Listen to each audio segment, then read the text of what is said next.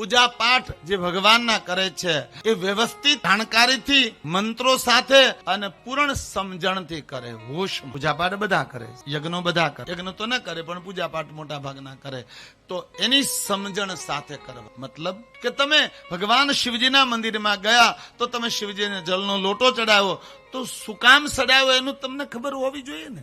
એ બીલીપત્રને તમે તમારા આંગણામાં ઉજેર્યું તો એ બીલીપત્ર શું આપે તમને એની તો તમને ખબર હોવી જોઈએ ને. એ બીલીપત્ર ચડાવવાથી શું પ્રાપ્ત થાય છે એનું તો જ્ઞાન હોવું જોઈએ. પૂજા પાઠ કરો છો, તમારા ઘરમાં તમે દીવો કરો છો તો શું કામ કરો છો? તમે ભગવાનને બીલીપત્ર ચડાવો તો શું કામ ચડાવો છો? તમે ભગવાનને દીપમાળા કરો છો તો શું કામ કરો છો? અર્થઘટન પૂજન, અર્ચન, દર્શન, પૂજા પાઠ આધ્યાત્મિક સમજણથી કરતા હોય, જેને જ્ઞાન હોય કે આ દીવો પ્રગટાવવાથી ગાયના ઘીનો દીવો પ્રગટાવો, 10 ગ્રામ ઘીનો દીવો 1 ટન ઓક્સિજનને જન્મ આપે, તમારા આખા ઘરના વાતાવરણને શુદ્ધ કરે છે.